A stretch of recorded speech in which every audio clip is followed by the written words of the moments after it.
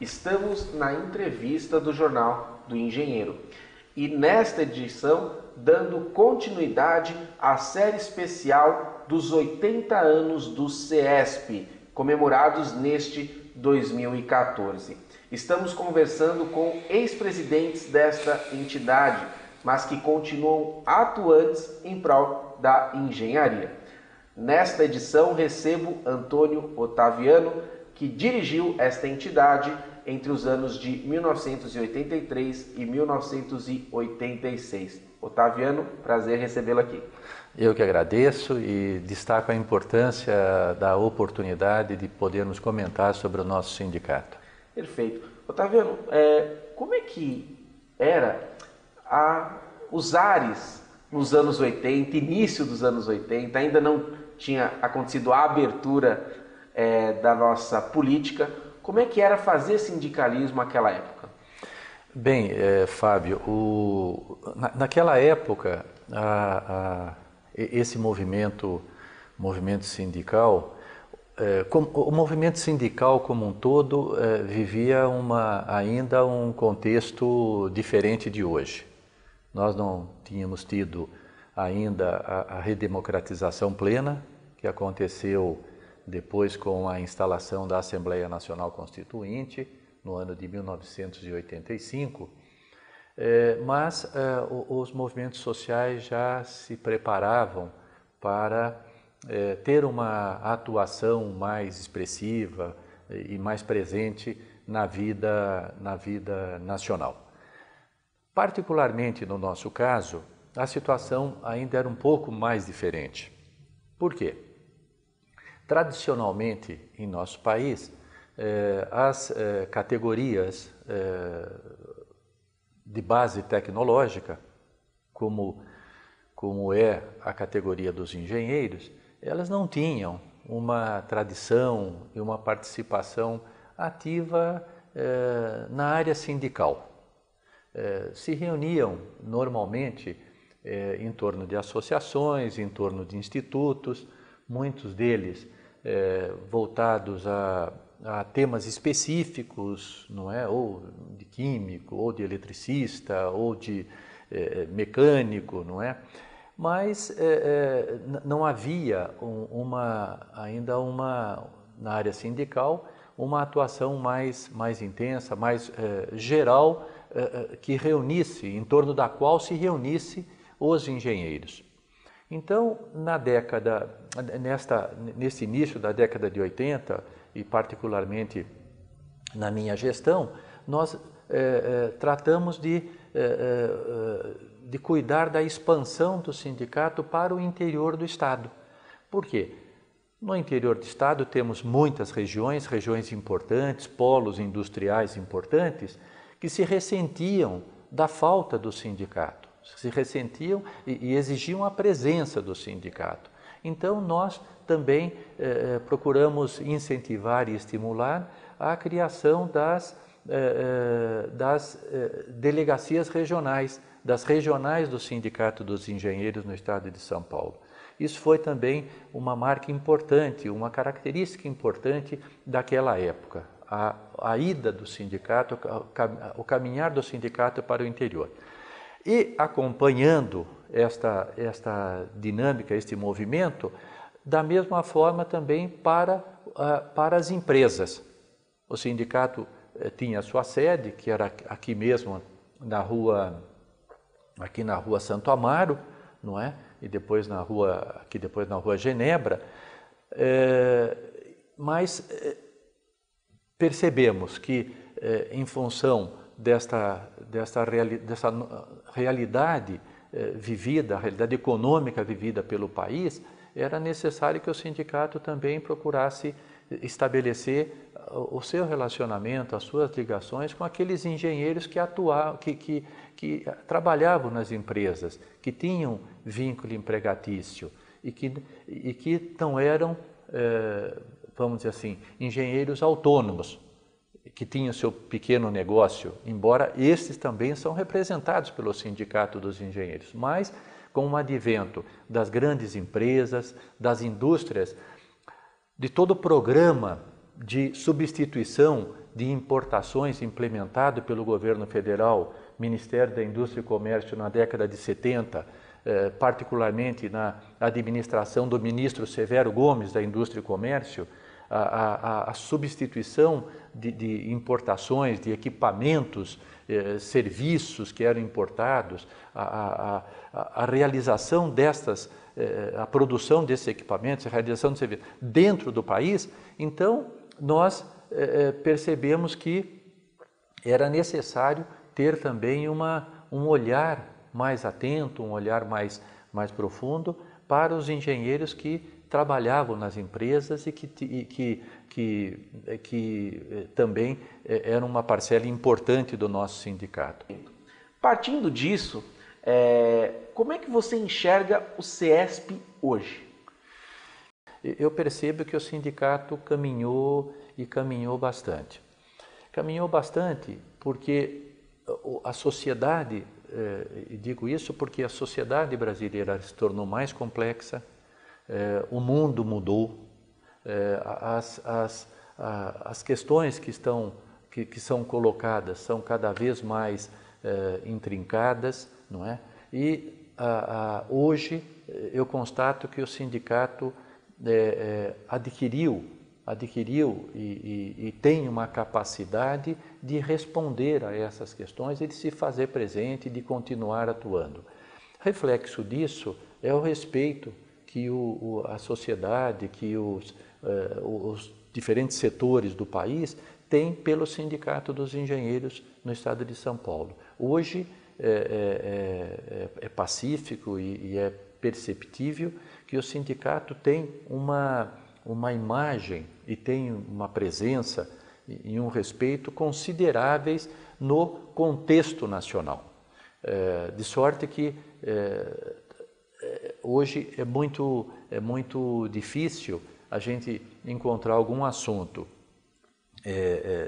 ter algum assunto, algum movimento que seja de interesse do país, que seja de interesse dos engenheiros, que o Sindicato dos Engenheiros não esteja presente.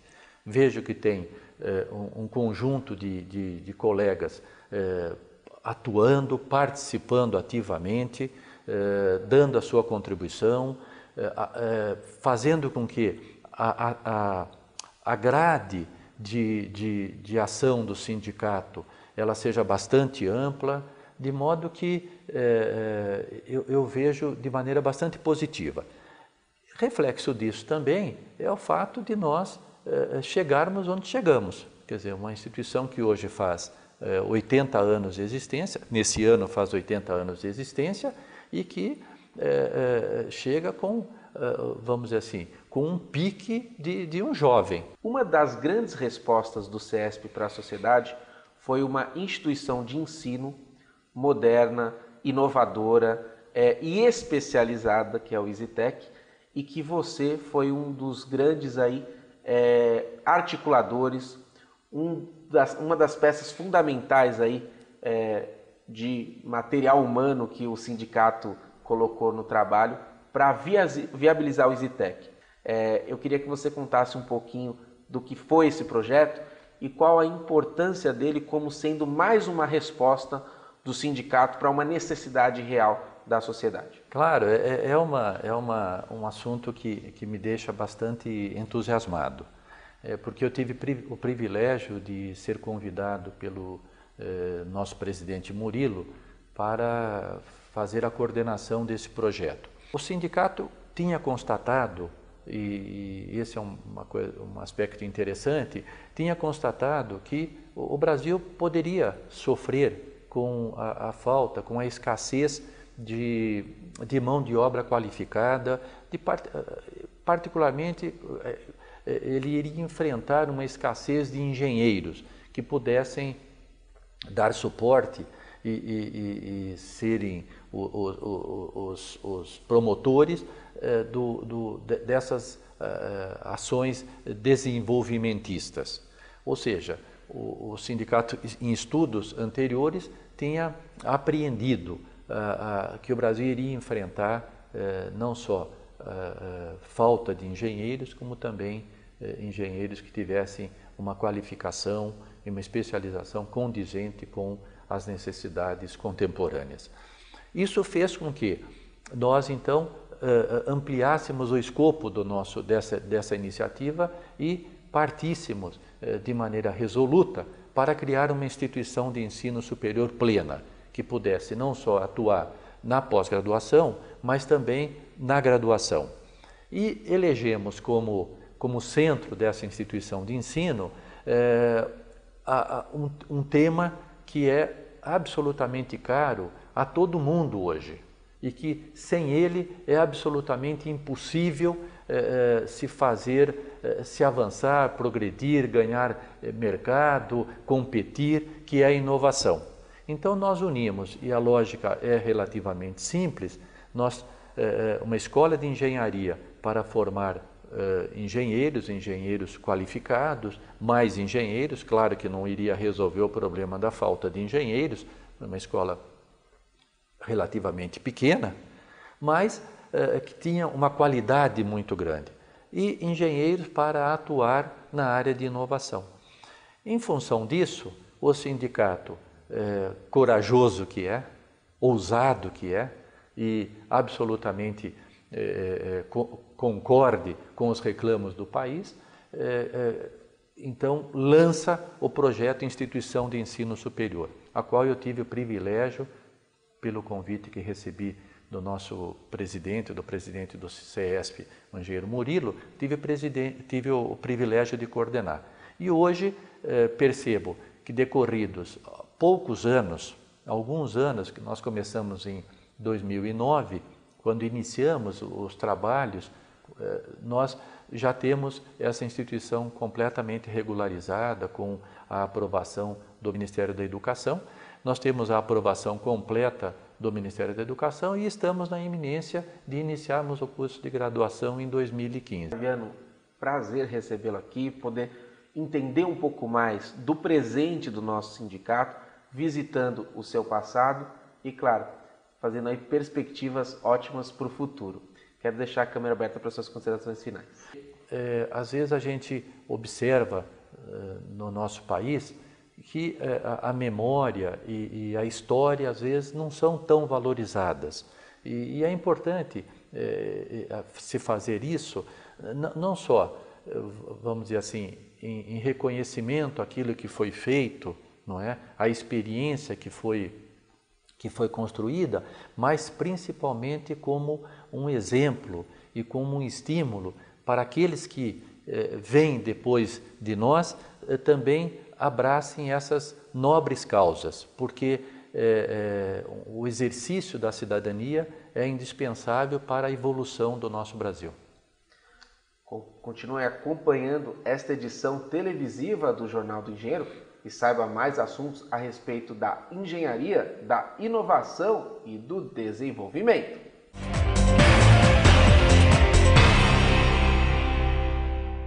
O Ministério da Educação aprovou em 2013 o nosso EasyTech. O EasyTech que é hoje para nós talvez a maior grande ação dos últimos tempos que o sindicato fez.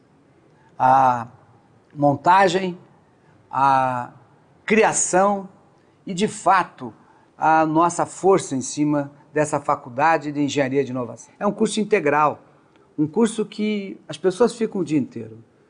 A grade curricular, muito forte, a grade horária, muito forte. A ideia é que nós façamos com isso um curso pequeno, mas de referência para que outras e mais outras universidades e faculdades também possam fazer um curso dessa natureza. Nós queremos colocar no mercado um profissional que tenha ligação direta com a empresa, que tenha ligação com a indústria, um profissional que possa contribuir mais amplamente, um engenheiro muito mais amplo, um engenheiro que possa discutir a inovação em todos os seus campos. Acho que nós estamos num processo dentro do EasyTech bastante forte. Como eu já disse em outras vezes, é a primeira entidade sindical que monta uma faculdade. Na América, nós temos a certeza que esse é um caminho muito bom para que nós possamos contribuir com a educação, dar a nossa contribuição para a sociedade brasileira na questão de educação, de formação de profissionais. Então, meus amigos, vocês que estão nos ouvindo, que estão nos assistindo e que possam estar lendo as nossas matérias, tragam as pessoas para conhecerem o nosso EasyTech. Venha fazer esse curso, venha nos ajudar a fazer do EasyTech um curso cada vez mais robusto em alunos capacitados, em pessoas que possam estar contribuindo com a sociedade brasileira. Venha nos ajudar, venha participar conosco, venha entender o que é o nosso EasyTech, a nossa Faculdade de Engenharia de Inovação.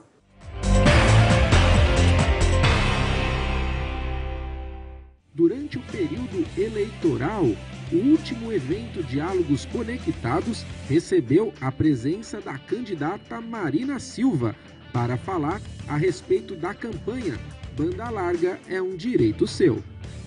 Para nós, o acesso à internet por meio da banda larga que propicie o acesso com velocidade para todos os cidadãos brasileiros se constitui em um serviço essencial no país. Nós valorizamos sobremaneira no nosso programa de governo essa ferramenta e inauguramos a feitura do nosso próprio programa de governo por meio de uma plataforma digital que de forma aberta contou com a participação de 6.000 pessoas para fazer o programa. Diversos movimentos sociais organizaram um evento para debater as políticas públicas em prol de uma internet acessível a todos. Existem alguns pontos que estão mais claros no programa dela, como a questão do acesso à internet ser um serviço essencial, mesmo a questão dos pontos de cultura também estão previstos no programa dela, mas ainda há muitas questões que precisam ser aprofundadas. Nem sempre a gente conseguiu retirar todos os compromissos dela, que a gente gostaria mesmo mais definições em relação aos temas, embora seja importante ter uma definição dela em relação à proteção da privacidade e da neutralidade da rede, que são, sem dúvida, dois temas muito importantes de qualquer próximo governo. Nós procuramos manter as mesmas perguntas ou a mesma ordem de questões que nós fizemos inicialmente no primeiro evento com a candidata Dilma Rousseff, com algumas adaptações para aquilo que ela colocava de acordo com o programa dela, da candidata Marina. Acho que essa disposição dela ter vindo foi bastante boa. No entanto, não podemos dizer que saímos daqui com muitos compromissos ou com um debate mais aprofundado, porque ficou patente que ela ainda está em construção esse aspecto do projeto dela. Ao longo da campanha eleitoral, o evento Diálogos Conectados convidou os presidenciáveis para ouvir as suas propostas a respeito da estruturação da banda larga. Esses diálogos não se encerram aqui. A campanha de banda larga é um direito seu, assim como ela coexistiu com esse governo pressionando, ela vai ocupar as ruas e continuar pressionando no sentido de enfrentamento dos lobbies, de ampliação da inclusão digital, de uma nova força para os programas de cultura viva, enfim. Nós vamos estar aí na rua falando como deve ser e de que jeito a gente acha que esses direitos serão garantidos. Eu particularmente gostei muito do compromisso que foi feito pela candidata Marina Silva. A candidata Dilma Rousseff, a atual presidenta, também se comprometeu com a neutralidade da rede. Isso é muito importante, foi reafirmado aqui, porque nós vamos precisar de muito compromisso para enfrentar os lobbies das operadoras de telecom. No próximo bloco, acompanhe também a cobertura do evento A Engenharia, o Estado e o País, que convidou os candidatos ao governo federal, estadual e também ao Senado para um bate-papo sobre desenvolvimento. Os associados ao CESP contam com uma assessoria jurídica própria, sempre pronta a esclarecer todas as dúvidas. O atendimento é feito de segunda a sexta-feira, das 10 às 18. Entre em contato e saiba mais.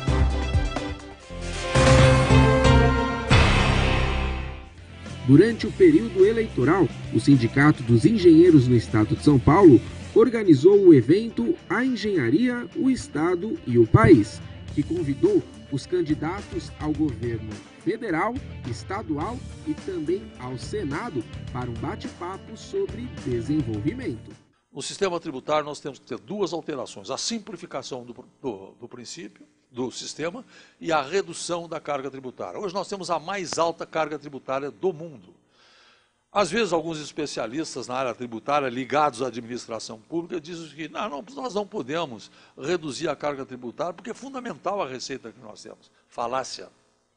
Por que falácia? Porque a lição internacional mostra o seguinte, quanto menor a carga tributária, maior a receita. Eu queria aproveitar, onde eu tenho um auditório, que nós nos convençamos de que o Brasil hoje não é o Brasil de 25 anos atrás. O Brasil da Constituição de 88 não é o Brasil das constituições anteriores, porque nós não temos crise de nenhuma espécie nesse momento. Podemos ter um outro embaraço econômico aqui e acolá que vai se ajustando, não é? Mas crise institucional nós não temos, ou seja, nós estamos perfilhando ao lado dos países mais avançados do planeta. Né? Durante os encontros, a engenharia organizada pôde questionar os candidatos a respeito de suas propostas para o desenvolvimento. Se demonizou o Estado nos anos 90, todo mundo se lembra. O Estado é ineficiente, o Estado é cabide de emprego, o Estado é pouco transparente, a energia era muito barata no Brasil, hoje é uma das mais caras do mundo. Quando se fala em custo Brasil, a gente tem que pensar no custo da energia, implica em aumento de custo de produção para as empresas, e as empresas começam a desinvestir no Brasil por causa do alto custo da energia, do alto custo da infraestrutura brasileira. Essa questão da construção de um novo paradigma de vida, um novo paradigma de vida individualmente para cada um de nós e um novo paradigma de vida para a sociedade como um todo. Ela não é uma coisa da cabeça de um ecochato. É uma necessidade imperiosa de sobrevivência da raça humana. Nós estamos vendo ao redor do mundo as consequências cada dia mais drásticas, mais violentas das mudanças do clima. Se nós investíssemos mais em saneamento básico, nós economizaríamos muito em saúde. Então não adianta você chegar e falar para o governador prestar contas no final do ano, que gastou 15% do seu orçamento em saúde, indo de cidade em cidade entregar ambulância para trazer gente lá do Quiprocó do Oeste para o Hospital das Clínicas aqui, seria muito mais importante investir em saneamento básico aqui em Guarulhos, que tem menos de 1% do seu esgoto tratado. E isso é saúde. A necessidade de desmercantilização da vida. Nesse sentido, a nossa linha geral da campanha, ela se define pelo processo de reverter os processos de privatização dos serviços essenciais.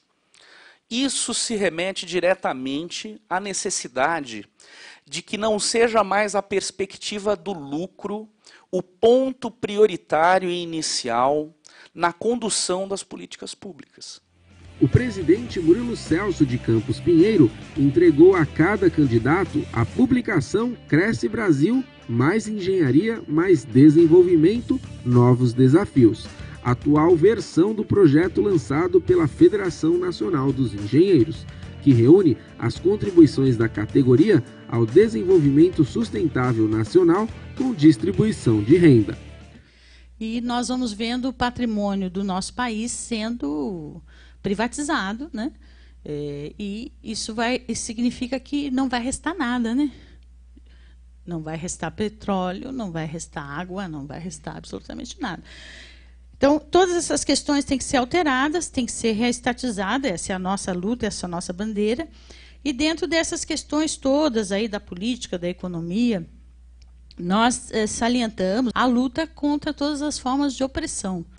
Outro projeto que eu apresentei para haver transparência completa do Senado, de todos os que lá trabalham, do ponto de vista de indicar o nome, o cargo, a remuneração e mais alguns elementos. Algo que eu fiz quando, em 89 e 90, fui presidente da Câmara Municipal de São Paulo, e com o mote "a transparência em tempo real é a melhor maneira de prevenir irregularidades". Quando o brasileiro não pode nem levar os seus filhos para se divertir, com medo da violência, alguma coisa está errada no país. Até porque qualquer criança no Brasil nasce apaixonada pelo esporte, metade delas pelo futebol. Não há pai que leve seu filho nos estádios. Alguma coisa tem que ser feita. Biometria nas catracas, para afastar o bandido, né? Que se disfarça de torcedor e acaba tirando esse prazer dos brasileiros. Muita gente na população acha que eu sou médico. E conseguimos reorganizar o Ministério, né? E, sobretudo, a área de gestão, afora as inovações, né? Preocupados também com custos, porque custo, a questão, por exemplo, de patentes, não foi para tomar uma posição anti-imperialista, isso aqui. Não, foi aprovada uma lei que mandava distribuir de graça os remédios da AIDS. E não dá para pagar. Então tinha que diminuir custo. E pela primeira vez na saúde se trabalhou nessa direção. Nós queremos para São Paulo um modelo que não envenene o solo onde nós pisamos e onde é gerado o alimento que nos sustenta.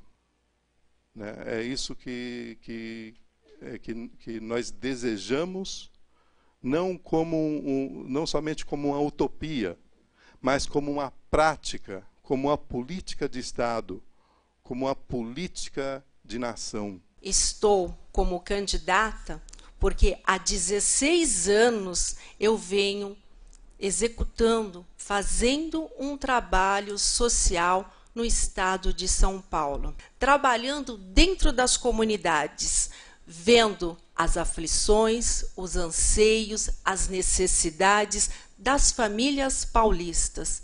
Sempre fiz a política social, a política sindical, a política dentro de um trabalho social.